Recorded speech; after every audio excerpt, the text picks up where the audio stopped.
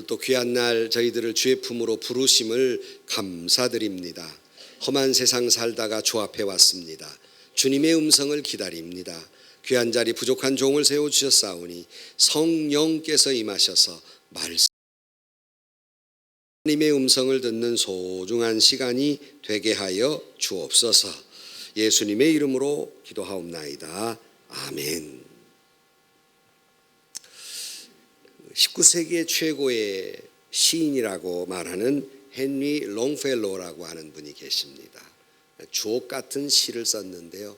사실은 이분은 그렇게 인생이 편안한 인생은 아니에요.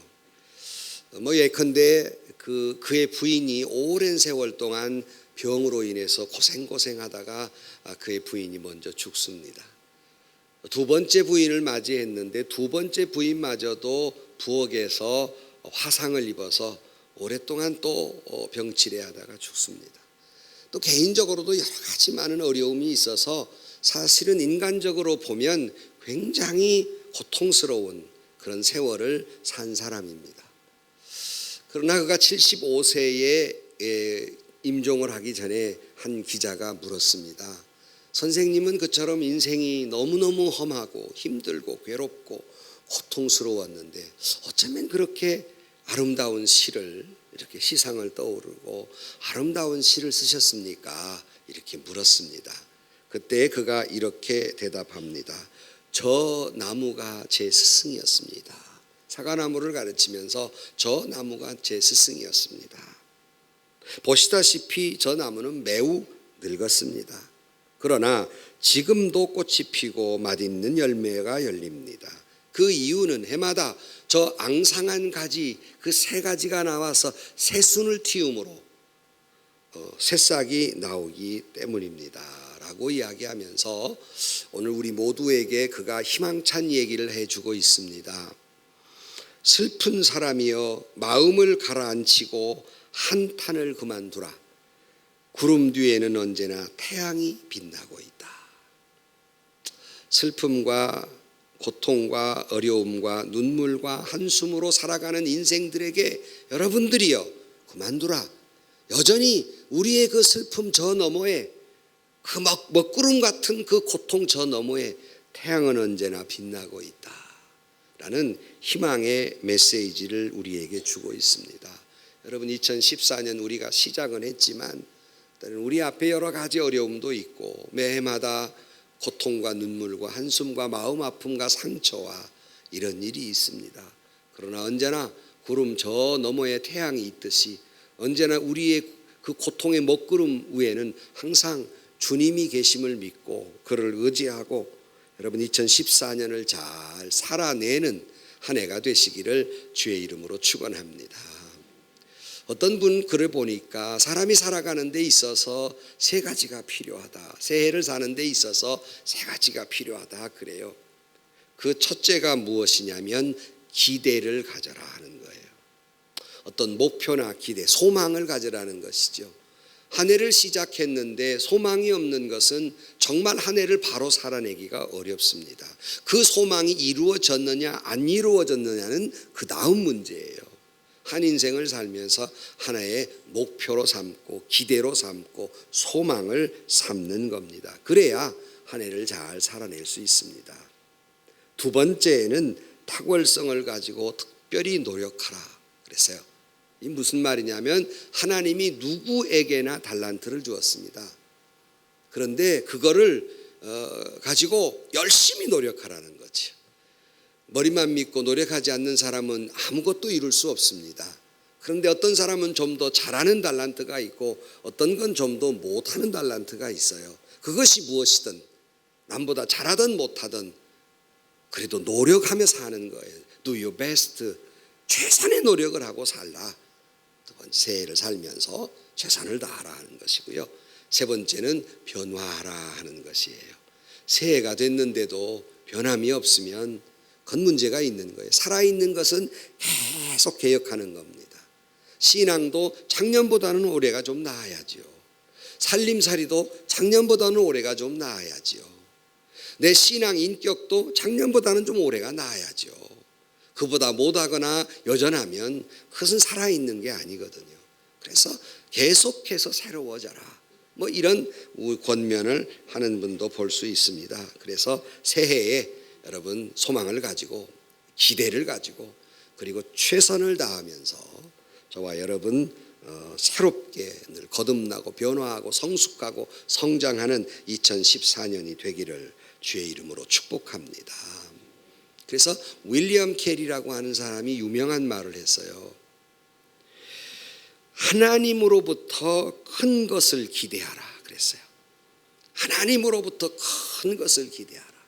그리고 하나님을 위해 큰 것을 하라 그랬습니다.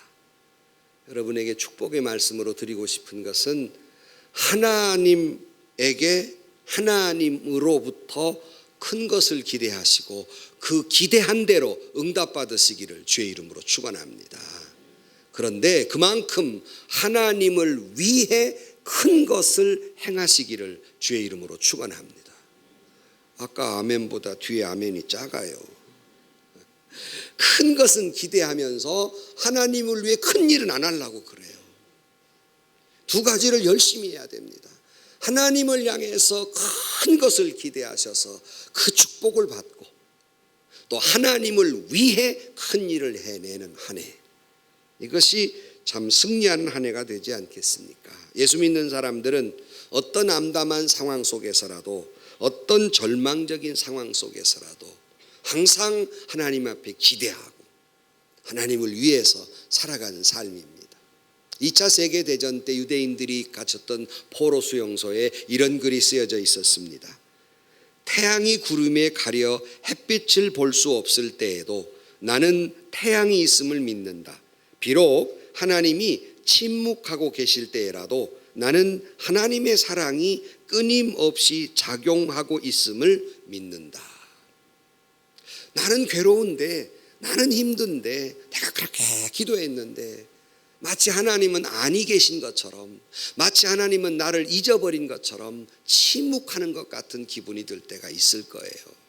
왜 그렇게 하나님 내 기도 응답 안 하실까?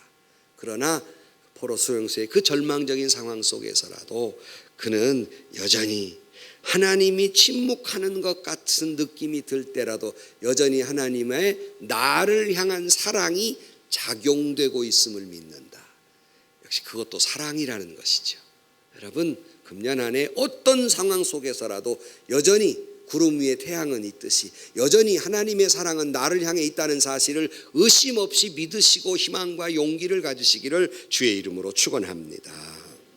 오늘 본문 말씀에 보면 이스라엘 민족의 절망적 상황 속에서 하나님께서 그들에게 희망찬 약속을 하는 내용입니다. 그 내용 42장 6절 말씀을 보면 나 여호와가 의로 너를 불렀은즉 내가 내 손을 잡아 너를 보호하며 너를 세워 백성의 언약과 이방의 빛이 되게 하리니 그랬습니다.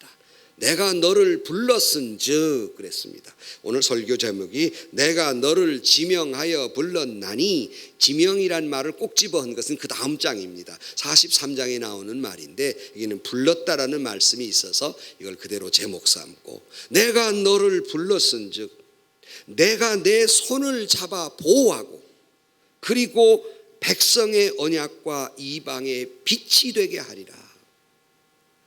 이 약속을 믿고 이스라엘 백성들이 여호와를 찬양하는 종들의 노래가 있는 찬양시가 있는 곳이 바로 이사야 42장입니다. 본문을 통해서 우리에게 이 새해의 벽두에 하나님 주신 은혜가 또 희망과 소망이 이 말씀을 통해서 저와 여러분 가운데 충만하시기를 주의 이름으로 축원합니다. 이 포로와 이 절망 가운데 임하신 하나님의 은혜의 음성이 오늘 본문입니다. 오늘 본문을 보면 하나님의 음성을 듣고 이스라엘 백성들이 흥분해서 그 약속을 믿고 하나님을 찬양하는데요.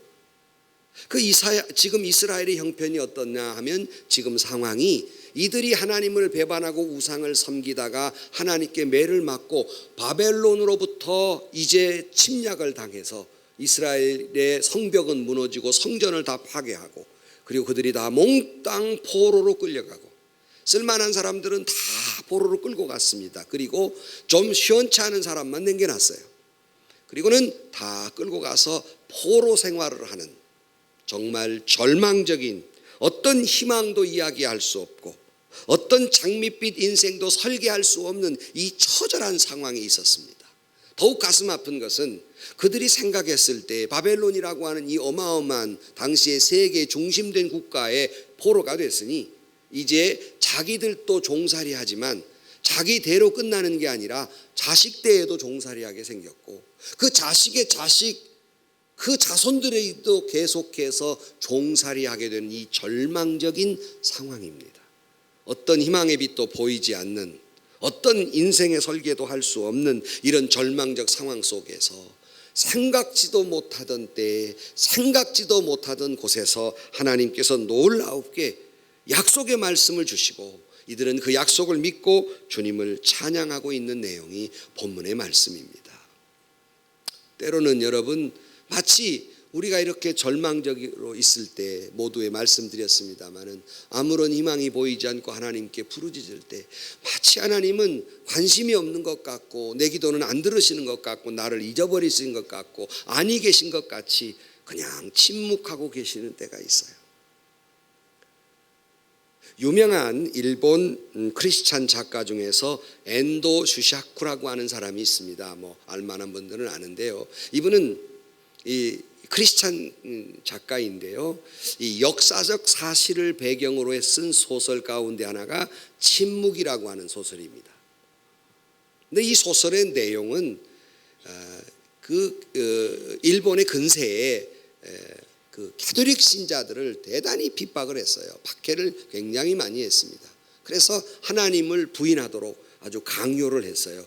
그런데 만약 하나님을 부인하지 않으면 여러분 아시는 대로 일본은 화산이 많잖아요. 밑에서 부글부글 끓고 용암이 올라오는 곳이 있고 일본 여행을 하면 쉽게 볼 수 있는데요. 이 사람들이 하나님을 부인하지 아니하고 신앙을 지키면 그 막 부글부글 마그마가 끓는 데다가 사람을 집어넣습니다. 구멍을 뚫어가지고. 지금도 그 기독교의 그 성지같이 그렇게 지금 탑을 세워놓은 곳이 지금도 있습니다만은 거기다 그냥 불구덩이에 집어넣어요. 그래도 그것은 그냥 금방, 물론 공포스럽긴 하지만 금방 죽을 수 있어서 좀 나아요. 더 나쁜 방법은 바닷가에다가 썰물 때 십자가에다 콕 꽂아서 이 사람들을 세워놓습니다. 물이 빠져나간 상황에서 이를 꽂아놨다가 이제 밀물이 들어오면 점점 물이 차서 이게 고개를 깔딱 넘어가지고 사람이 죽는 거예요. 그 전에 하나님을 부인하면 살려주지만 그렇지 않으면 계속 그 자리에 놔서 그냥 죽게 만드는 겁니다. 어느 날 두 사람 가톨릭 신자가 붙들려서 이제 그 바닷가에 십자가에다가 매달아 놨습니다. 물은 점점 이제 꼴깍꼴깍 사람이 숨이 차면서 죽어가면서 코에 입에 폐에 물이 들어가면서 고통스러워하는 것을 보면서 포르투갈 신부님 한 분이 하나님 앞에 처절하게 기도합니다. 하나님, 기적을 보여주옵소서. 하나님이 살아계시다고 하는 이 기적을 우리에게 보여주옵소서 하고 울부짖으며 기도를 했어요. 근데 기적이 일어났느냐? 그것이 아니고 기적은 전혀 아무런 상황이 벌어지지 않고 그냥 그 두 사람이 죽어가는 모습을 보면서 그가 너무나 고통스럽게 하나님 앞에 외칩니다. 하나님, 왜 침묵하십니까? 저들이 죽어가는 것을 보시지 못했습니까? 하나님, 왜 이 비참한 장면 속에서 하나님은 침묵하시는 것입니까? 사실 하나님은 그때만 침묵하신 것이 아니죠. 당신의 아들 예수 그리스도가 십자가에 달려 돌아가시면서 엘리 엘리 라마 사박다니 어찌하여 나를 버리시나이까 라고 말씀하실 때에도 하나님은 침묵하셨어요. 하나님, 왜 침묵하십니까? 신부님이 부르짖으며 기도할 때 그에게 들려오는 소리가 있었습니다. 나는 침묵하고 있는 중이 아니라 저들의 고통에 함께하고 있다. 저들의 고통스러운 아픔과 동참하고 있는 중이다 라고 이야기를 하는 음성이 들립니다. 이 소설의 제목이 침묵이에요. 그런데 여러분, 이게 소설이고 이야기지만 우리 가운데에도, 여러분 가운데에도 침묵을 느끼시는 분들이 계실 거예요. 하나님 내 아픔을 모르십니까? 내 이 처절한 절망을 모르십니까? 나의 이 고통을 모르십니까? 어떻게 좀 뭔 수가 나야지 사람이 숨을 쉬고 살아갈 수가 있지. 내가 기도해 온 적이 몇 년이고, 내가 애써 온 적이 몇 년이고, 내가 남 못할 일 시킨 적도 없고, 내가 신앙적으로 배반한 적도 없는데 나에게 왜 이런 아픔을 주십니까? 왜 이런 고통을 주십니까? 기도해도 마치 하나님은 침묵하는 것처럼, 아무 소리가 들리지 않은 것처럼 무거운 침묵의 소리가 들릴 수 있습니다. 오늘 이스라엘 백성들이 그와 같은 형편이에요. 이때에 들려오는 하나님의 음성, 여러분, 이때 하나님이 침묵하시는 것 같은 이 절망의 먹구름이 몰려올 때, 이때 하나님이 들려주시는 음성을 들을 수 있기를 주의 이름으로 축원합니다. 오늘 1절 말씀 보면, 내가 붙드는 나의 종 내 마음에 기뻐하는 자 곧 내가 택한 사람을 보라. 내가 나의 영을 그에게 주었으니 그가 이방에 정의를 베풀리라. 나 여호와가 의로 너를 불렀은즉 내가 내 손을 잡아 너를 보호하며 너를 세워 백성의 언약과 이방의 빛이 되게 하리라. 침묵한 속에서 하나님의 음성이 이와 같이 들립니다. 무슨 의미일까? 차츰 나오지만 먼저 말씀을 드리면, 이 침묵 속에서도 여전히 내가 너를 사랑한다는 것입니다. 내가 너를 결코 버리지 않는다는 약속의 말씀입니다. 사실은 이스라엘 백성으로서는 전혀 하나님의 사랑을 받을 자격이 없는 사람들이었어요. 왜냐하면 그토록 하나님이 이스라엘 백성을 사랑했건만 그들은 좀 살만해지니까 하나님을 배반하고 우상을 섬기고 하나님을 모른다 했습니다. 그러니 아무리 보아도 그들은 결코 하나님이 사랑할 만한 자가 아니었습니다. 그러나 하나님은 그들을 그냥 사랑하고 계셨습니다. 마치 불량품 같은 그들의 인생을 하나님이 그들을 사랑하고 있는데 거기에는 조건이 없었어요. 무조건적으로 사랑하십니다.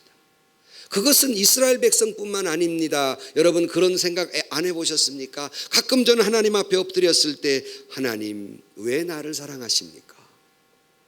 내가 뭐라고 하나님 사랑하십니까? 이렇게 못나고 모자라고 부족하고 꺼져가는 등불 같고 상한 갈대 같은 이 부족한 종을 하나님 왜 사랑하십니까? 나는 도무지 이유를 모르겠습니다. 하나님 왜 저를 사랑하십니까?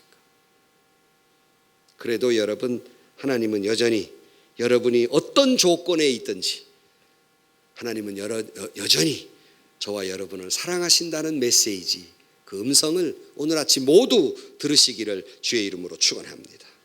사람은 조건을 따집니다. 사람은 이렇게 했기 때문에, 사람은 이유를 따집니다. 사랑할 만한지 사랑할 만하지 않은지 여러 가지 이유와 조건을 내세워서 사랑이라는 단어를 떠오르지만, 하나님이 우리를 향한 사랑은 무조건적이다. 마치 그 부모가 그 자식에게 그냥 무조건적으로 사랑하는 것처럼, 태초에 인간을 지어서 오늘날까지 이끌어 주신 그 하나님이 그냥 무조건적인 사랑, 이것을 우리는 아가페적 사랑이라고 말합니다. 그래서 이 사랑을 받았던 시인은 시편 23편에 여호와는 나의 목자시니 내가 부족함이 없으리로다 고백하고 있고, 주께서 그의 원수의 목전에서 내게 상을 베푸시리니 내 잔이 넘치나이다. 내가 하나님의 은혜와 사랑을 받을 만한 자는 조망만 한데 하나님이 언제나 그 잔이 넘치도록 사랑을 부어주신다는 고백입니다. 여러분, 지나간 한 해 동안도 하나님이 저와 여러분에게 우리의 형편과 처지와 믿음의 모습보다 언제나 넘치도록 사랑과 은혜를 주신 줄로 믿습니다. 마찬가지로 금년에도 우리가 부족하고 또 부족하지만 내 잔이 넘치는 것처럼 하나님이 우리를 지키시고 보호하시고 인도하시고 사랑해 주실 줄로 믿습니다. 절망의 상황 속에 있는 이스라엘에게 이렇게 희망의 메시지를 주십니다. 그리고는 두 번째, 조금 전에 읽어드린, 모두 읽은 말씀 다시 읽어드리면 6절입니다. 나 여호와가 의로 너를 불렀은즉 내가 내 손을 잡아 너를 보호하며 너를 세워 백성의 언약과 이방의 빛이 되게 하리라. 여전히 그들은 지금 문제 앞에 있고 여전히 그들은 답답한 울타리 속에서 포로 생활, 노예 생활을 하고 있는 그들에게 희망의 메시지를 주십니다. 내가 내 손을 잡아 너를 보호할 것이고 이방의 빛이 되게 하리라. 그들은 결코 빛될 만한 자격이 있는 사람들이 아닙니다. 아니, 빛이라고보다는 오히려 거꾸로 상한 갈대와 같고 꺼져가는 심지 같은 존재들입니다. 빛이 될 만한 자격이 있는 존재들이 아니에요.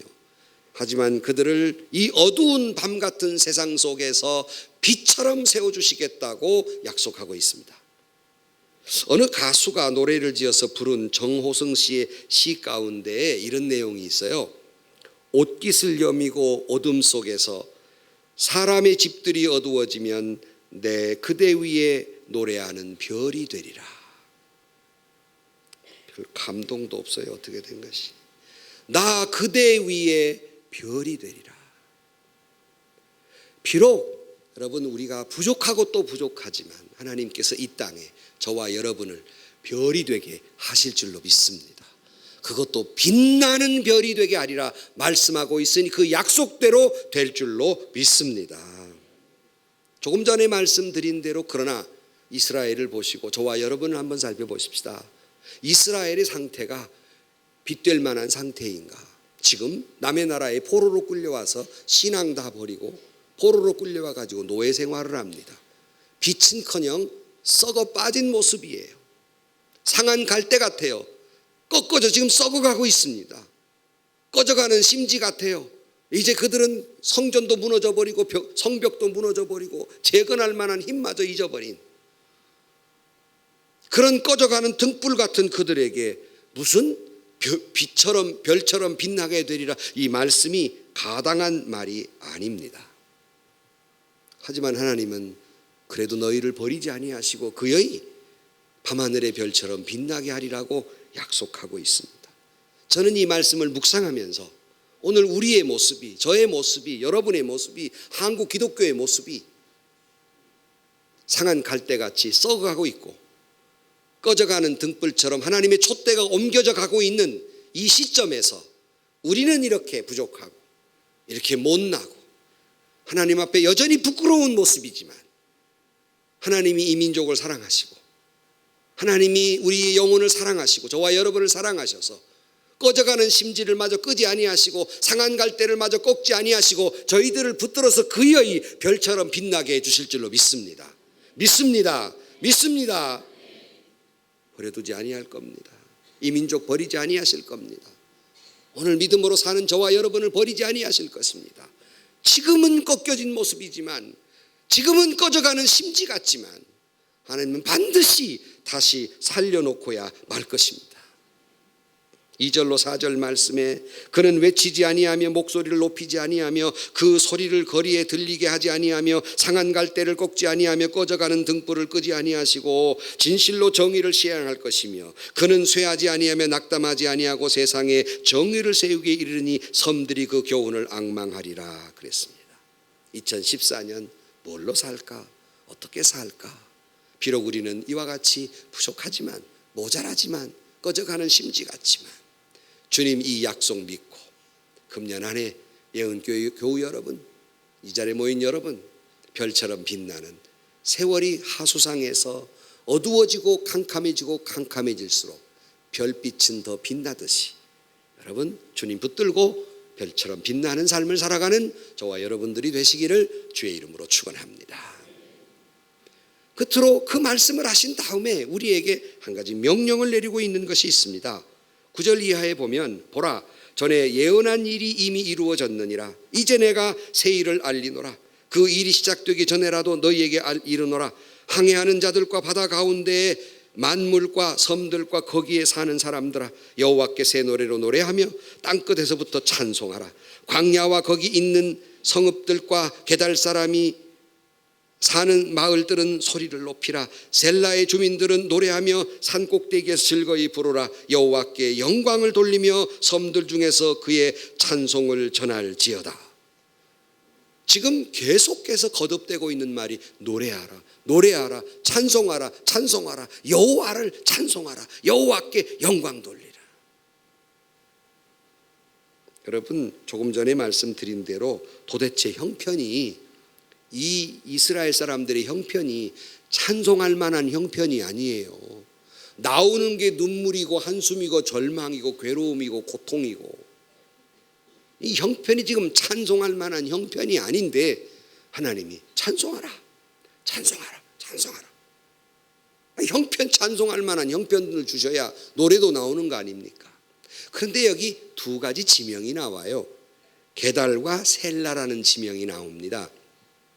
근데 학자들을 따라서 게달이나 셀라라는 곳이 어디인지는 정확하게 말하지 못합니다. 어디를 말하는 건지. 그러나 해석은 이렇습니다. 이 게달이나 셀라라는 것이 상징하고 있는 것은 찬양하기 어려운 자리, 그러니까 고통과 절망의 자리를 의미할 것이다, 이렇게 이야기합니다. 그렇다면 오늘 찬양하라는 말씀은 무슨 의미가 있을까? 도저히 찬양을 부를 수 없는 절망의 자리, 고통의 자리, 아픔의 자리, 괴로움의 자리에서 신음소리를 내지 말고 찬양하라는 거예요. 여호와를 바라보며 하나님을, 오히려 그 고통 속에서 하나님을 찬양하라는 겁니다. 사랑하는 성도 여러분, 금년 안에 우리가 다 좋은 일만 있기를 바라고 행복한 웃음꽃이 피는 가정과 여러분의 삶이 되기를 바라지만, 때로는 이런 어려움도 만날 수 있습니다. 그럴 수 없는 절망과 신음과 고통과 앗소리도 나오지 않고 기도소리마저 나오지 않은 그런 절망의 순간에 다다를 때에도 하나님은 명령합니다. 찬양하라, 여호와를 찬양하라, 하나님을 바라보고 찬양하고 서 있으라고 우리에게 명령하십니다. 그러므로 여러분, 주를 향해서 찬양하면 그 다음 하나님이 그리 아프고 고통스럽고 괴로운데 뭐 찬양만 하라고 그러시는가? 13절에 거기에 대한 응답을 약속하고 있습니다. 뭐라고 약속하셨냐면, 여호와께서 용사같이 나가시며 전사같이 분발하여 외쳐 크게 부르시며 그 대적을 크게 치시리로다.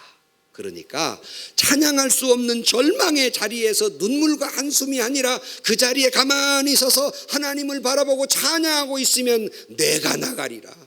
여호와 하나님이 나가서 너의 문제를 해결하고, 여호와 하나님이 나가서 전사같이 나가서 내 대적을 물리쳐 줄 것이다. 믿으면 아멘 하십시오. 내가 절망의 자리에서 가만히 서서 꼼짝도 못하고 하나님을 찬양할 수밖에 없을 때 하나님이 대신 나가시겠다는 약속입니다. 이사야 43장 21절 말씀에 이 백성은 내가 나를 위하여 지었나니 나의 찬송을 부르게 하려 함이라 그랬습니다. 하나님이 저와 여러분을 택하신 것은 영광 받으시기 위해서, 찬양 받으시기 위해서 우리를 택하여 세우셨습니다. 그러므로 하나님은 우리가 어떤 형편이든지 찬양하기를 원하십니다. 때로는 꿈을 잃어버렸거나 인생을 포기할 정도로의 고통 가운데 있거나 신세가 가련하고 처량할지라도 하나님이 이 약속을 믿고 여호와를 찬양하라. 제가 여러 번 여러분들에게 신앙 고백처럼 말씀을 드려서 수십 번 들은 내용입니다마는, 제가 이리신과 함께해서 여기 올 때 제가 그렇게 기도했다고 말씀드렸잖아요. 수천 명 모인 곳에, 몇십 명 모이는 곳에 오면서 하나님께 이렇게 기도했습니다. 하나님, 저에게 어느 아주 아름다운 정원에 아름다운 꽃으로 피어 있으라고 하신다면, 사랑받는 꽃으로 최선을 다해서 하늘을 우러러 주님을 찬양하고 서 있겠습니다.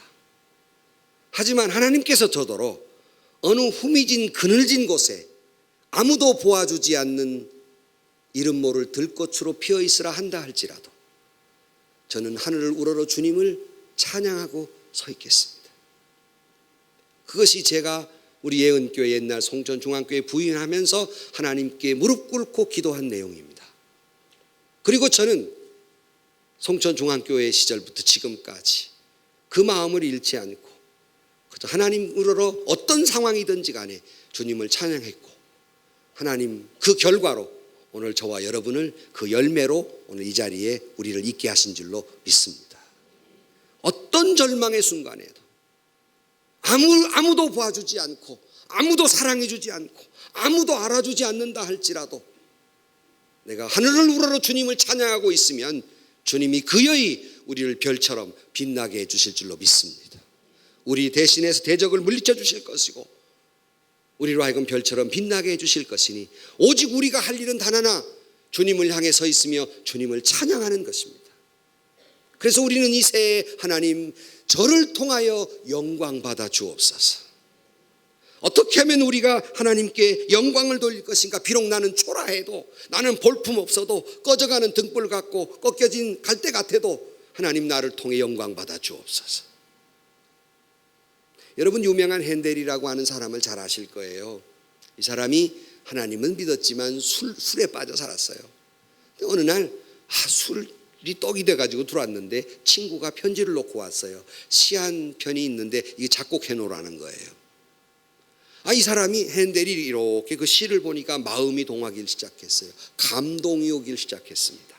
사실은 그건 시가 아니라 이사야 40장 1절이었어요.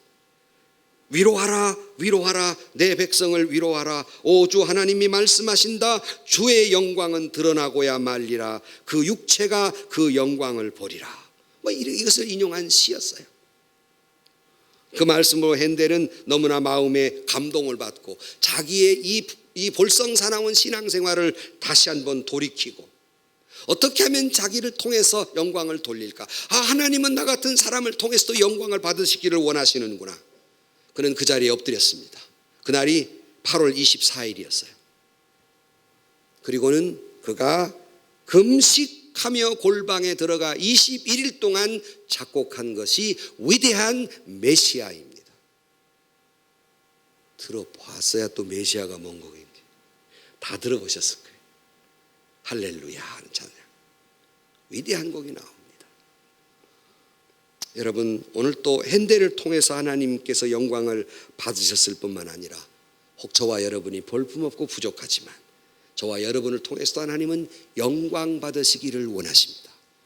그러므로 내가 그럴 수 없는 자리에 있다 할지라도 도저히 앗소리도 안 나오고 찬양은 고사하고 기도도 안 나올 그런 형편에 있다 할지라도 여러분, 하나님을 찬양하면 하나님이 저와 여러분을 별처럼 빛나게 해주실 줄로 믿습니다.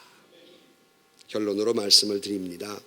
탐험가이자 선교사였던 리빙스톤이 16년간 아프리카의 고독과 그리고 질병과 이런 것을 싸우다가 돌아왔어요.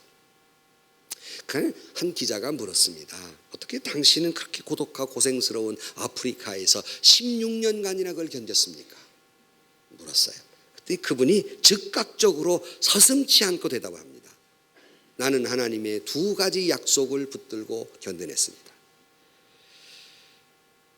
첫째는 내가 너를 고아와 같이 버려두지 않겠다는 요한복음 14장 18절의 말씀이었고, 둘째는 내가 세상 끝날까지 항상 너와 함께 있으리라고 하는 마태복음 28장 20절이었습니다. 나는 불평 대신 이 약속을 믿고 찬송하며 견뎌냈습니다. 사랑하는 성도 여러분, 우리 앞에 세상의 유혹이 있을 것이고 우리의 삶은 흔들고 우리의 신앙을 흔들어내는 일들이 있을 것입니다. 또 한 해 동안 어떻게 살아내나 걱정스러움도 있는 것이 사실입니다. 그러나 오늘 본문에서도 보라 내가 새해를 행하겠다고 말씀하고 있고 하나님이 영광 받으시기를 원하신다고 말씀하고 있습니다. 이사야 43장 바로 그 다음 장에 보면 1절에 야곱아 너를 창조하신 여호와께서 지금 말씀하시느니라. 이스라엘아 너를 지으신 이가 말씀하시느니라. 너는 두려워하지 말라. 내가 너를 구속하였고 내가 너를 지명하여 불렀나니 너는 내 것이라. 오늘 본문 6절에 나 여호와가 의로 너를 불렀은즉 내가 내 손을 잡아 너를 보호하며 너를 세워 백성의 언약과 이방의 빛이 되게 하리라. 사랑하는 성도 여러분, 예은교회 교우 여러분, 한 해 동안도 저와 여러분을 통해서 예은의 교회를 통해서 하나님 영광 받으실 줄로 믿습니다. 우리 모두가 교회를 통해서뿐만 아니라 직장을 통해서, 사업을 통해서, 가정을 통해서 또는 자녀를 통해서, 아니 우리의 평범한 삶을 통해서 하나님 앞에 찬양이 되고 하나님께 영광을 돌릴 수 있기를 주의 이름으로 축원합니다. 새로운 기대를 가지십시오. 사단은 우리에게 자꾸 뭐라고 얘기를 하고 있냐면 새해 돼봐야 별 희망도 없고 별 꿈도 없고 별 달라질 것도 없다고 우리를 절망하게 만드는 것이 사단의 목소리예요. 그러나 성령이 우리에게 하시는 말씀은 보라, 내가 너에게 새 일을 행하리니 내가 열방의 빛처럼 빛나게 해주리라. 이것은 성령이 우리에게 하시는 말씀인 줄로 믿습니다. 우리는 물론 연약합니다. 초라합니다. 볼품없습니다. 능력 없습니다. 부족합니다. 그러나 내가 너를 붙들어 줄 것이고 너를 이방의 빛이 되게 하리라고 약속한 대로 금년 한 해도 그 약속을 믿고 주님을 찬양하며 서 있으므로 한 해도 여러분 하나님께 영광 돌리고 하나님의 크신 축복을 누리며 살아가는 저와 여러분들이 되시기를 주의 이름으로 간절히 축원합니다. 기도하십시다. 하나님, 저희 자신을 놓고 보면 너무 부족하고 때로는 초라하게까지 느껴지며 하나님 앞에 죄송스러운 것밖에 없습니다. 그러나 우리는 부족하고 세상에서 시달린 친구들아 위로의 주님 바라보아라. 눈을 들어 주를 보라. 하늘의 모든 염려 주께 맡겨라. 슬플 때에 주님의 얼굴 보라. 사랑의 주님 안식 주리라. 힘이 없고 내 마음 연약할 때 능력의 주